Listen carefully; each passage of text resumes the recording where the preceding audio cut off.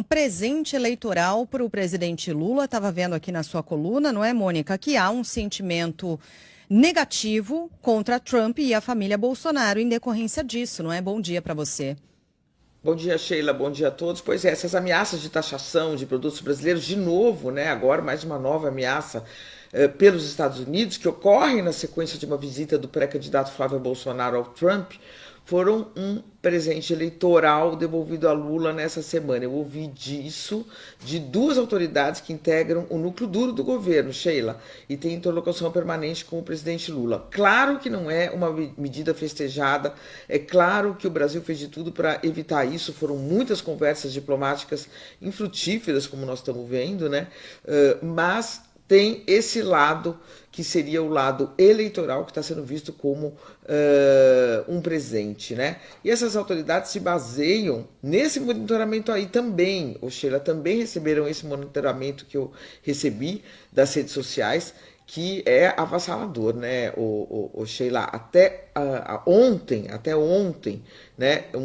Esse levantamento feito pela Ativa Web Data Lab mostra, né, que foram 15 milhões de interações até a noite de ontem, agora já deve estar tendo mais interações nas redes sociais, e 78% dessas interações manifestavam um sentimento negativo contra essas medidas, contra o Trump, contra a família Bolsonaro, quer dizer, contra a família Bolsonaro nesta questão. Né? 11% só expressavam sentimentos positivos e 10% ficavam neutros. O que acontece?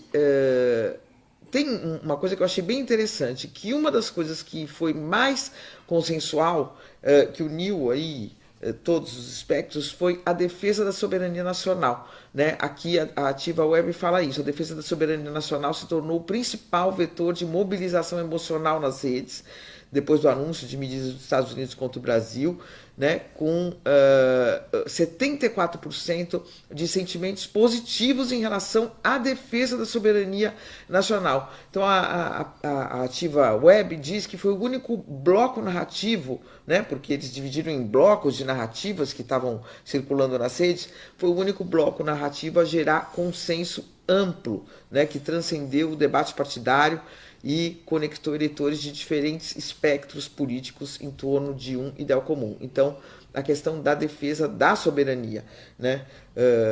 Enfim, de como incomoda, né, que o governo Trump, né, os Estados Unidos, tentem impor dificuldades tão gigantescas ao Brasil. Então é isso, esse é o espírito, de novo, do ponto de vista eleitoral, Sheila. Né?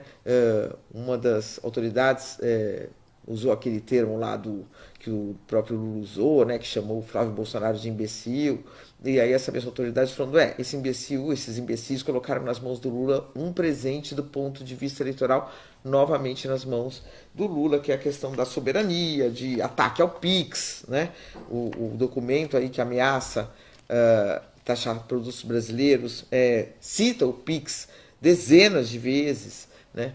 Então, as ameaças à economia, então, de novo, uma temática que já favoreceu o presidente Lula lá atrás, alguns meses, quando surgiu, e que agora, de novo, aparece aí, e que pode ser agarrada, né, pelo menos esse benefício, como um mote de campanha, Sheila. E a pesquisa mostra isso, né? É uma pesquisa ampla, aqui eu estou lendo alguns detalhes também na sua coluna na Folha.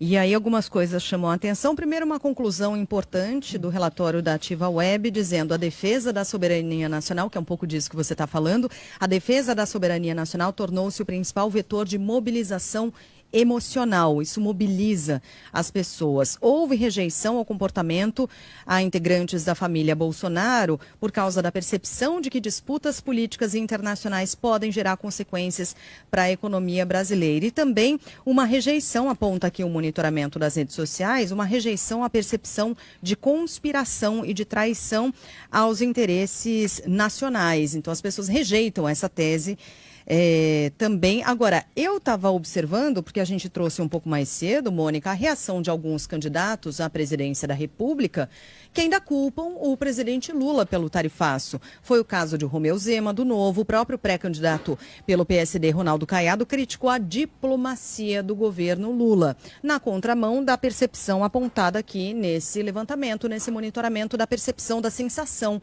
de quem tratou do assunto nas redes, Mônica. É claro, porque eles são candidatos anti-PT, anti-Lula e querem se firmar dessa forma, né?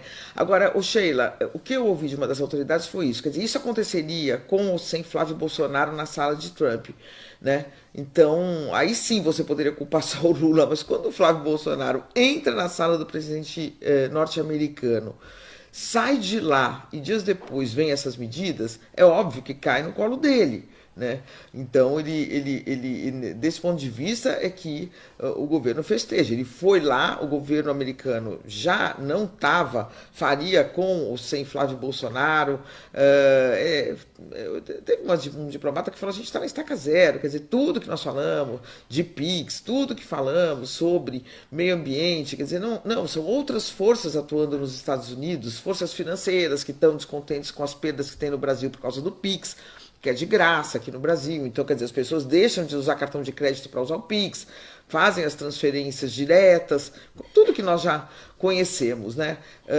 Então, tem as Big Techs também, que a nossa Suprema Corte está para julgar e regular a responsabilidade das Big Techs por conteúdo lixo que circula, né? Muitas vezes nas redes. Então, tudo isso são forças que atuam ali na presidência norte-americana. E o resultado seria esse, com ou sem a visita do Flávio. Quando o Flávio vai lá visitar, Sheila, ele se conecta, né, com essas medidas. Tanto é que está fazendo carta para o Marco Rubio, está dizendo que não quer isso, está pedindo para não taxar. Qual é a dificuldade aí que eu vejo da família Bolsonaro? É que eles entram num terreno, Sheila, que eles não podem controlar. Para eles, se eles pudessem controlar tudo ali, eles falariam o seguinte: nos dá de presente aqui designar o PCC e o Comando Vermelho como organizações terroristas, porque daí nós vamos poder chegar lá no Brasil e fazer um discurso na área de segurança, faz essa foto bonita aqui comigo e pronto, para por aí, né? Só que o Trump não parou por aí, vieram com diversas outras medidas e ameaças que se conectaram com essa visita do Flávio. Então é isso que essa pesquisa mostra, né? Esta conexão das ameaças do governo Trump ao Brasil totalmente caindo no colo do Flávio, porque ele foi lá 2 dias antes. Apenas isso. Então há essa conexão está sendo feita.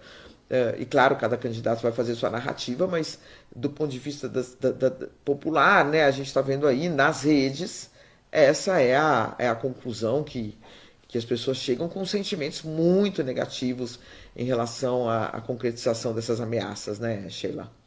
É isso, Mônica. Esse assunto certamente vai continuar rendendo muito ainda, então seguiremos de olho. E amanhã você volta, Mônica, no feriado ou não? Vou tentar. Vai tentar.